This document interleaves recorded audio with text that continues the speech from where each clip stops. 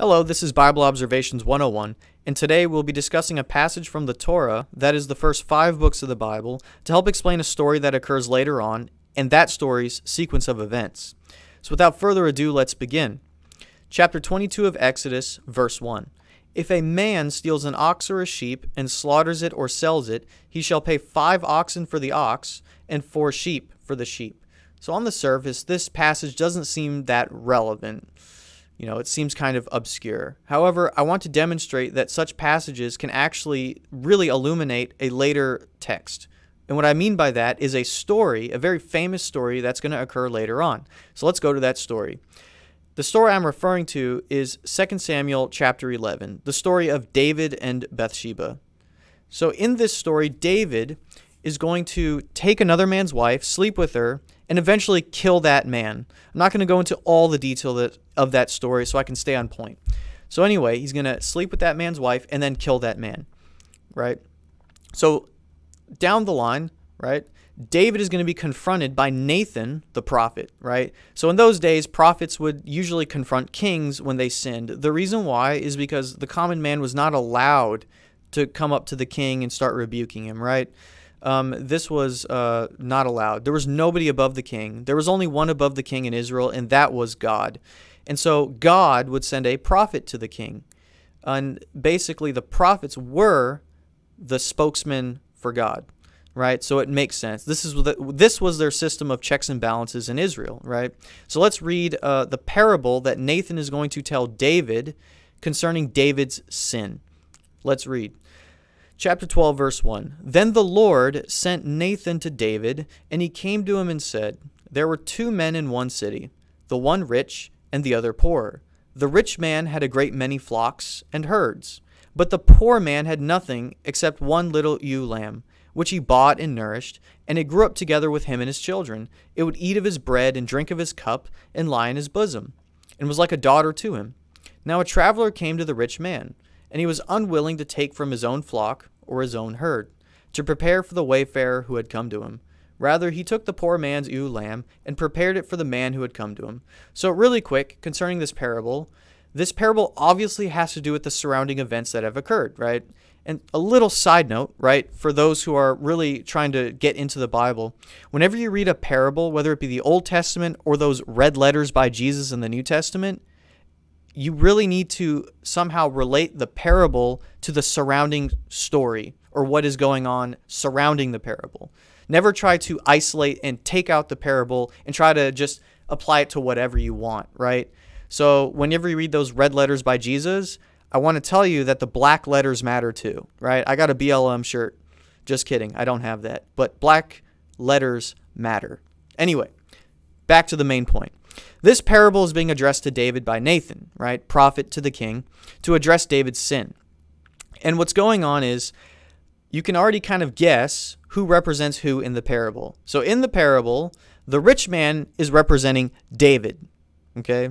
The poor man who had nothing except the one little lamb, that's the man that David killed, right? And David took that man's one little ewe lamb, right? That would be that man's wife, right? David actually had multiple wives. He had great riches. He had everything, right? And David just had to take that one man's wife, right? Okay, so the response of David is actually quite interesting because David doesn't realize that this parable is about him. Then David's anger burned greatly against the man and said to Nathan, As the Lord lives, surely the man who has done this deserves to die, right?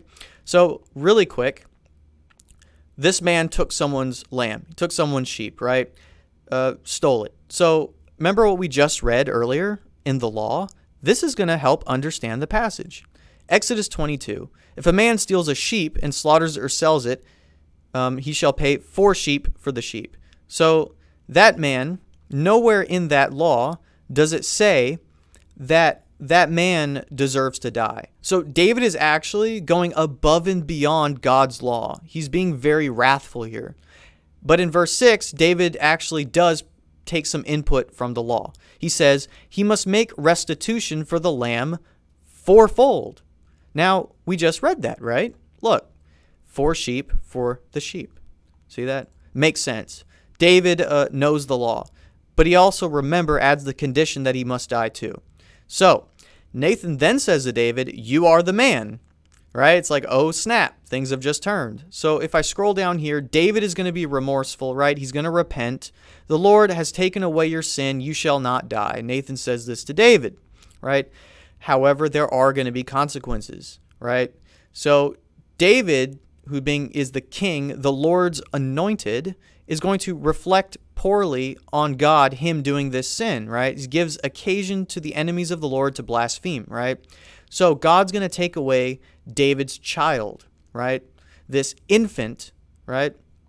So basically, this child is going to be killed by God. The child's going to die on the 7th day, right? That's significant because children are circumcised in Israel on the 8th day, right? This is a representation of the covenant God made with Abraham. And so this is a very sad story, right? So remember, as payment, David is going to procure, right, a child, right? That child will die, right? Okay, well, what happens in the next sequence of events of the story, right? The consequences of David's sin. Well, you have this story of Amnon and Tamar, right? And it seems kind of random, but we do know that it is associated with David's sin, some of this tragedy, right? But I want to show you that we can get a little more specific and detailed, and it'll really enhance what's going on here. There's something very interesting going on in these series of events, okay? These unfortunate series of events. So Amnon is David's firstborn son, right? And I'm just going to summarize this story, but basically Amnon, David's firstborn son, is going to rape his half-sister, right?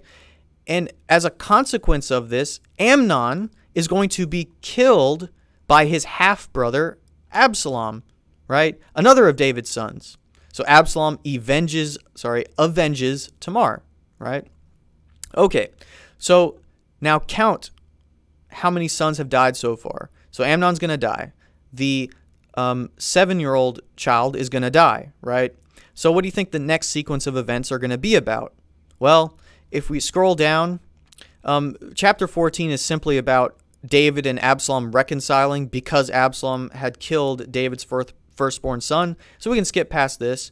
The next segment of the story is Absalom is going to lead a rebellion against his father David, right? And if you look here, the king kissed Absalom. Restitution was made. The king was good. But Absalom, man, this guy had some issues. So he's going to lead a rebellion against his father. He's going to try to kill his own father, right? And what's going to happen is Absalom, David's son, is going to himself get killed, okay? Through a series of events, he will get killed. Now, that's the third son that is down, right? Just keep remembering what occurred before. That's 3 sons down. Now, let me type this in. Later on, 1 Kings chapter 2, right after David dies and basically gives instructions to Solomon as Solomon takes the throne, Solomon is going to kill another one of David's sons, Adonijah, right? So Adonijah, he is going to be killed by Solomon. I won't go through all the details as to why. What's significant is that he's going to die unnaturally, right? All 4 of those sons, including Adonijah here, which another one of David's sons will kill the other, that is a total of 4 sons that have died, right? 4 sons. So the events leading from David's sin all the way back in 1 Samuel chapter 11 all the way to 1 Kings chapter 2, right, is going to basically lead all the way through 2 Samuel in the very beginning of 1 Kings. That's a significant chunk of the text, right? And it's all predicated upon one little verse in the Torah of why these things occurred, right? So you remember the parable about the sheep here in 2 Samuel chapter 12? Sheep, flocks, herds, and how it relates to the property rights. Remember how many sons of David got killed unnaturally? 4 sheep for the 1 sheep. So basically, because David took right, the life of another man and took his wife, God, right, and Nathan relates it to as if David took a sheep, right, which is downplaying it quite a bit in my opinion. So God is going to take 4 sons, like the 4 sheep, from David. That's pretty cool, right? So this little section here about property rights really helps unlock the story of basically almost all of 2 Samuel. Basically, you can get an understanding of almost an entire book of the Bible through this one verse, which really helps open it up. Now, another thing I want to mention, right, is there's this discernible pattern in the text. So whenever you sense these patterns, maybe grow suspicious and actually verify them, you need to ask yourself, why is that there? Why does the author do this, right? So one of the reasons why the author is paying so much attention to David's sons and the details around their deaths and all this in relation to David's sin is because of this promise. Let me go all the way back. 2 Samuel chapter 7. In chapter 7, God is going to make a covenant with David. Somebody's going to stay on the throne of David forever, right? And all these promises God's going to make to David. And it's predicated on the idea that David will need sons, right? And so what we do know as Christians, as we take a macro view of the text, is that David is going to lead to Jesus. Jesus is often called the Son of David. However, if a bunch of David's sons are getting offed, they're getting killed, this presents a problem to the promise God made David. It presents a problem to the promises God made to Abraham, Isaac, and Jacob. So David's sin, in a sense, right, in a sense, and I do that in quotes, is interfering with the salvation of the earth. However, what we can learn about God from this section and from all these obscure little texts is that no matter what man does, God's plan cannot be foiled. God Almighty in his ultimate wisdom made sure that no matter what man has done, including someone beloved like David, a man after God's own heart, that God cannot be stopped. And so, again, the significance of David's sons is this whole thing leading to the Messiah. So that I would just want to end this video with that. Stay tuned for our next video. We're going to do it on a king called Josiah. Stay tuned. Thank you.